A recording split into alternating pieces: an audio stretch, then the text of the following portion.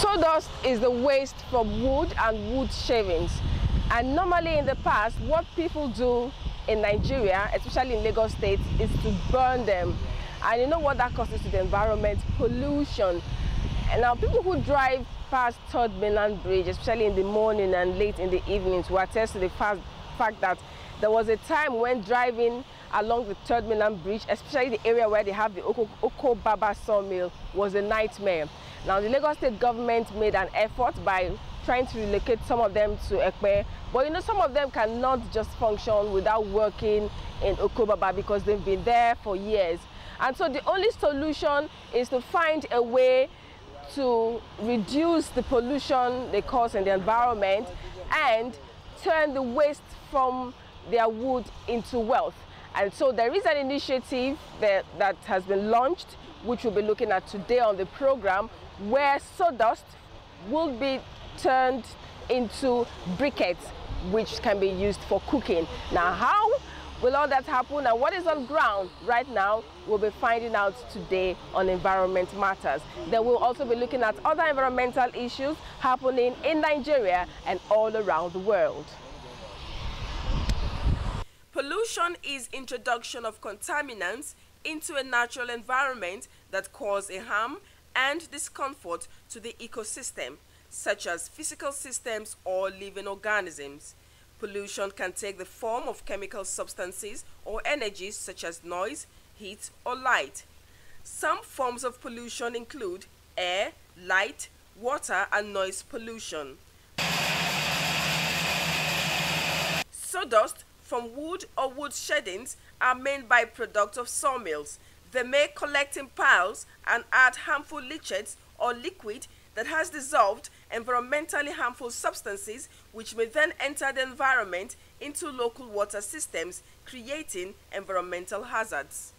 From the health aspect, I mean, you find out that even the odor that comes out from the sawdust generation at times from aesthetic value, it's not really something that is pleasant. Okobaba is a community in Yaba and Mainland local government area. It is home to sawmillers in the Lagos mainland. The neighborhood and environs have been experiencing air and water pollution as a result of poor disposal of sawdust by sawmillers. They dispose their sawdust directly into the Lagos Lagoon and increasingly pollute the water, thereby threatening the biodiversity of the area. The sawmillers, who also lack better technique to dispose their waste, openly burn sawdust, thereby polluting the environment and causing health challenges to Nigerians. Automatically, we are not burning waste. We are burning our own weight, which we will not like to continue.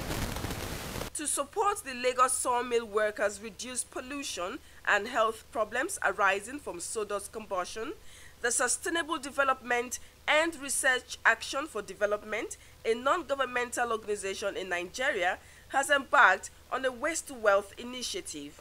The project, funded by the Global Environmental Facility and Small Grant Program, is implemented by the United Nations Development Program and executed by the United Nations Service for NGOs in Nigeria.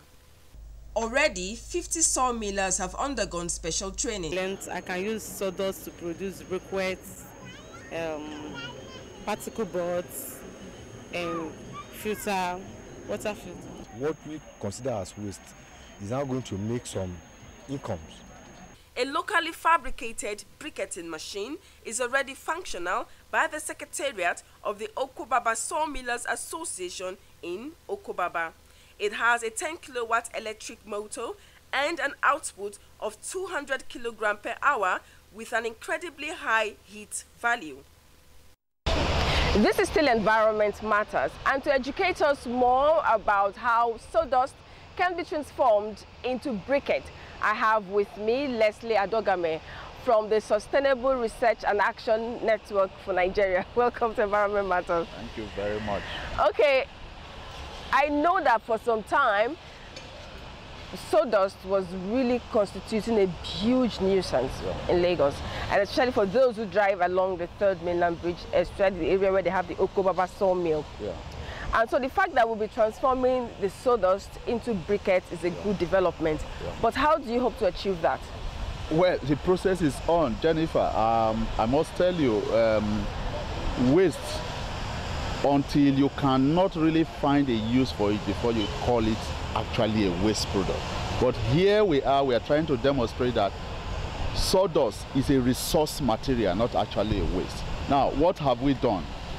We have been able to come into Okubaba community. We got the support of UNDP under the small grant project to give us some small grants.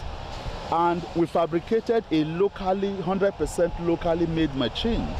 We call it a briquetting machine. This machine has a capacity. It produces a briquette of a very high calorific value. When we say high calorific value, is something that can burn even better than firewood or charcoal.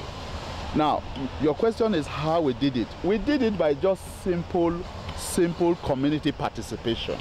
We carried everybody along. We have an association here called the Lagos Mainland SAWMILLERS Association. We engaged with them. We engaged with the government. Yaba local government was involved. We also engaged with La Cepa. You know, so we told them it was possible to convert under the Waste to Wealth initiative of, which all governments are preaching, as well as NGOs like us. You can convert sawdust to very useful products without necessarily burning it. Because when you burn sawdust, you cause a lot of air pollution. It affects the ozone layer. It affects a lot of health. People who breathe it in and breathe all the obnoxious substances in, it causes serious problems. So we discussed and we convinced UNDP that yes, we can turn this sawdust, these wood shavings that are coming out of wood products, we can turn it to resource materials. You can turn it to briquettes. You can turn it to flower vases, you can turn it to particle boards, and so many things. But we wanted to experiment with briquettes. Briquette is an alternative to firewood. It's an alternative to charcoal. Instead of high deforestation, instead of this sawdust being thrown into the lagoon, the whole of this place is filled up with sawdust because they don't know what to do with it. Apart from burning, they just discharge it into the Lagos Lagoon. So we had meetings and consultation with the chairman, the executive member. We've been on this for the past 1 year, and they were convinced. They gave us a trial. So we fabricated a locally made briquetting machine, which has a high calorific value and is capable of turning the sawdust into briquettes. That's where we are today. Okay, then let me also ask, turning the sawdust into briquettes is one thing, but do you think the people are really interested to do that? Because you said they have an association where you already, association that you're already working with. But do you think they're interested to really do that? I tell you, we launched this initiative, we launched this project some 2 weeks, 3 weeks back now. The enthusiasm is high. We've had several meetings since then, and I tell you, all what the community people are saying is, when are we kicking off production? You heard what a lot of them were already saying in the background, that they want to be allowed to continue to use the briquettes that are already test run or produced. They want to see this replicated. They want to see not just one machine. They want to see up to 4, 5, 10 machines all over the place. So the enthusiasm is high. Every day they're asking, when are you kicking off production and all that? And that's why we are here today. Okay, so do you have some testing that you've done already? Yeah, we've done a serious testing. We have products on ground, which we're going to have a look at. And besides just the production testing, we have done some market testing. We've given it to the end users. We've given the briquette to the end users. We gave it to the bakeries. We gave it to restaurants. You know, you see, instead of depending on gas and depending on electricity, which is not there, the briquette can fire. It, like I said, it has about 4,000 to 5,000 kilocalories per joule, which it can burn. That is the extent to which it can burn. It only tells you that the meaning of that is about like 20% efficient than firewood. You know, so they have tested it. A lot of the neighbors, the community people have tested it. We have taken it to bakeries. They say it fires. They are ready to buy into the initiative. Okay, but by the time you start doing the major production, yes, is there a market for briquettes? There is market. We are presently talking with the Bakery Association of Nigeria. We are also talking with the confectionaries industry. We are also, you see, everybody needs it. The man who roasts suya on the street, we don't need to use charcoal. The woman who fries akara on the street, we need to, he needs high efficient briquettes to use. And don't forget, we are also working on a small local technology where there's going to be, the briquettes are going to come with a composite stove. Yeah, because there are stoves, because we want to make sure that people move away from excessive use of, fossil fuel, kerosene, and all this. We are going to introduce a kind of stove that can use the briquette and burns efficiently. My engineers are already working on that now. A prototype will soon be out. I understand it's already available in Energy Commission in Abuja, but we want to have a locally acceptable one here in Lagos, which we are going to introduce to the people. And to even add to that, the community people are making suggestions to the engineer on the kind of stove, the kind of facility they want. So it's a whole lot of community effort, to come out with a product. It's not just an imported technology for you to get to where we are. The people are contributing and saying, we want it this way, we want it that way, and that's where we're going. Because what impact do they have on the environment? Oh, enormous, enormous. I tell you number one. Burning of the discharge of this sawdust you've seen all over the Lagos Lagoon. In the past, where we are now, used to be real water, Lagos Lagoon. But what have you seen? It's already taken over by sawdust. Sawdust are taking over the place. Now, the Lagos Lagoon has been taken back, pushed backwards as a result of excessive discharge of sawdust. Now, what is happening also is that once you discharge sawdust into the Lagos Lagoon, a lot of flora and fauna in the Lagos Lagoon, fish community, the prawns, you can't find them here any longer. So excessive pollution of the Lagos Lagoon comes up as a result of this sawdust. Now, another very serious impact is when you burn sawdust, this smoke you see coming out has a serious respiratory infection problem. It can affect the respiratory system and it causes a lot of respiratory tract infection. So reduction of it helps a lot in improving the people's health around here and even along the third mainland route. Another reason is we talk about the climate change. The smoke that comes out of here contains very nauseous gases that helps in that contributes to climate change in our own little way. So we are also going to, in this project, don't forget it's just a pilot we have started where we scale up to the bigger ones where we're going to have so many machines that can at least consummate all the sawdust.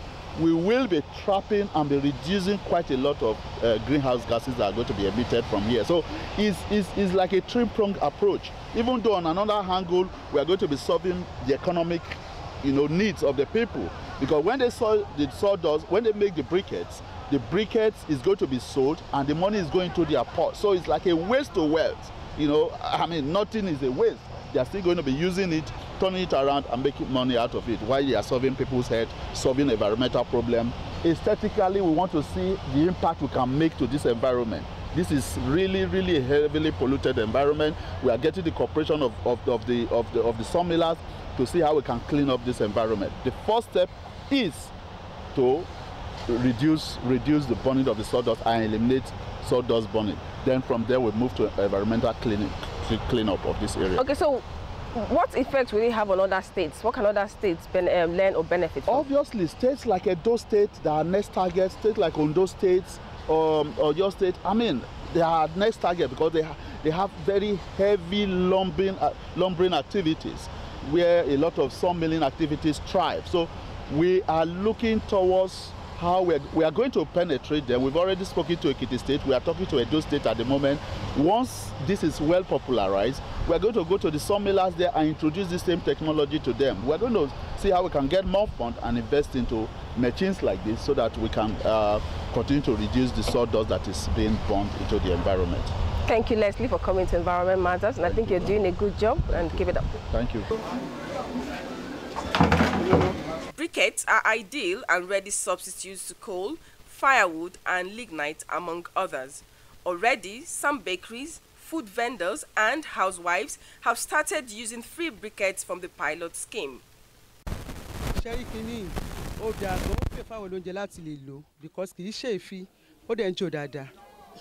Patricia AFOLABI is a food vendor in Okobaba.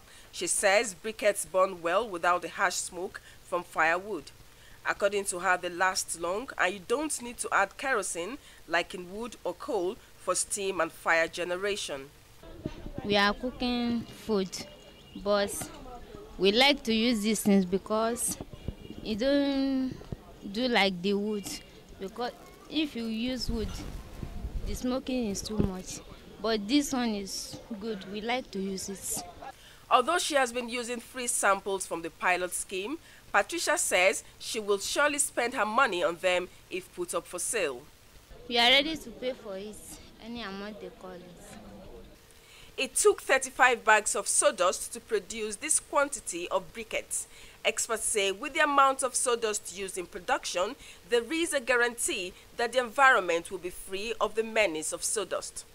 We want the community also to be able to participate in environmental initiatives that will have global benefits. And so when we support that, they are kind of reducing the amount of emissions that is being released into the air.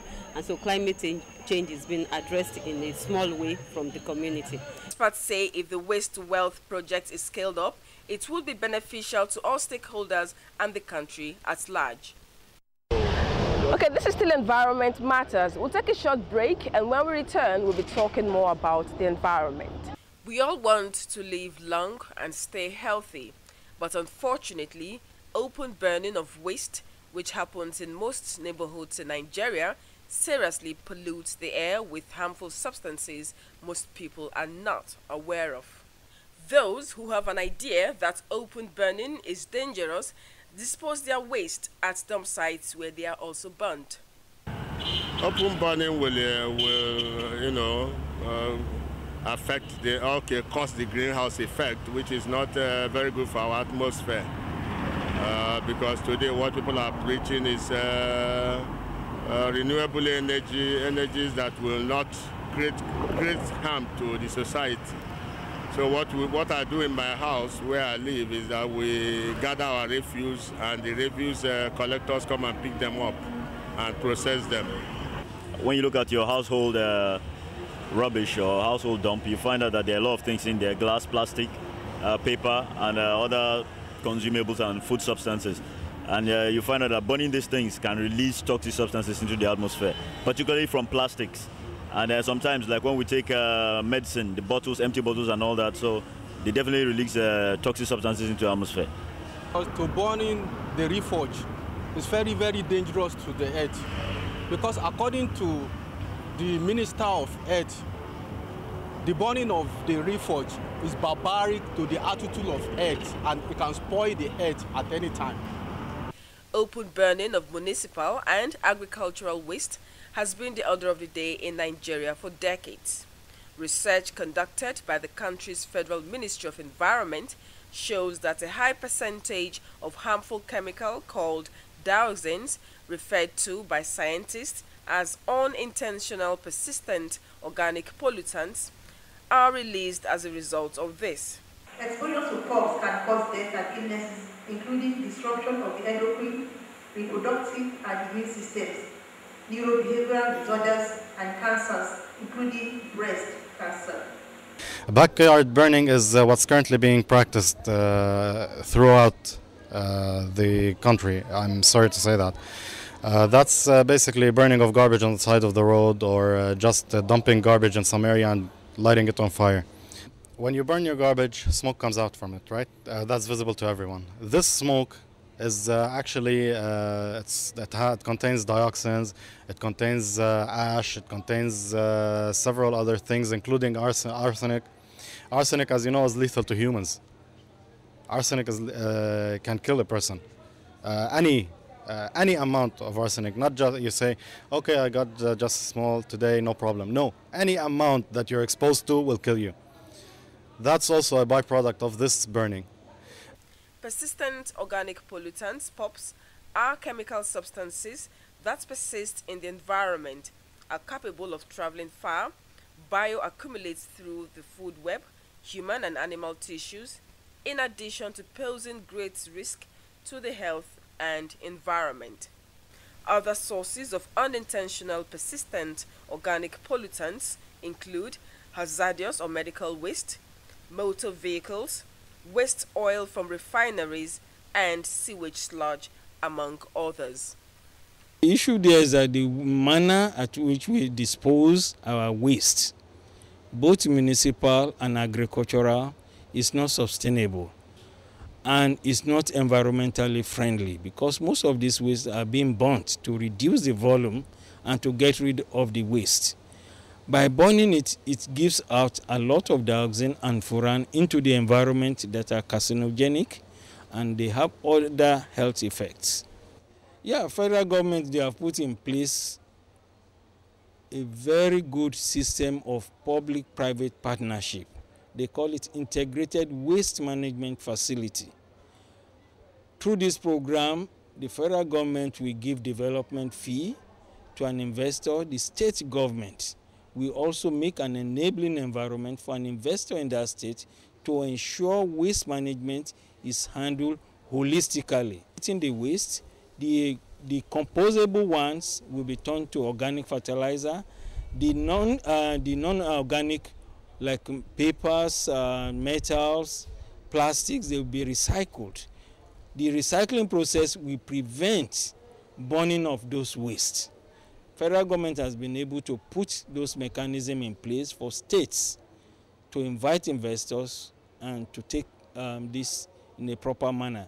And also over the years, the agricultural waste, the federal government also, they have put in place various mechanism initiatives like the briquetting plants, waste to energy, to ensure that waste like sawdust, like rice husk, are being used for useful purposes in the society. In order to minimize the dangers posed by unintentional persistent organic pollutants, the Federal Ministry of Environment, in conjunction with the United Nations Development Programme, UNDP, and funding by the Global Environment Facility, GEF, is embarking on a project tagged Less Burnt for a Clean Earth. They hope to achieve the initiative through awareness campaigns that will ensure a legislation is created, including the introduction and promotion of best environmental practices and technologies. Kano State is one of those targeted for the pilot initiative. And already a project tagged Kano Go Clean is ongoing in the state. Kano Go Clean is basically an investment project in Kano State in collaboration with the Kano State government and the federal government represented by the Federal Ministry of Environment. The Kano Go Clean has been a project of solid waste management. As we know, solid waste has been a problem in Nigeria for a long time.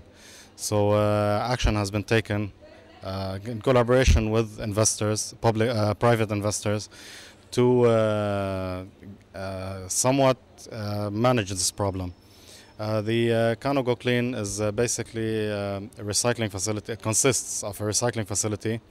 It consists of collection of garbage, landfill site, and landfill site for organic waste, and medical incinerator facility for medical waste.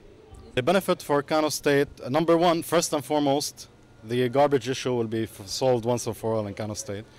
There's, as I said, less garbage equals less bacteria, less mosquitoes equals less malaria. That's number two. Number three, the smoke that comes out also causes lung cancer, causes bronchitis.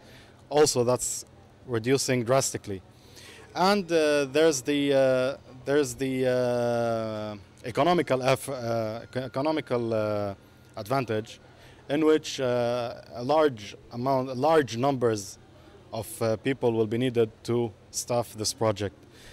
An inception workshop has already been conducted in Lagos to inform stakeholders and the public about the objectives and expected outcome of the project Less Burnt for a Clean Earth.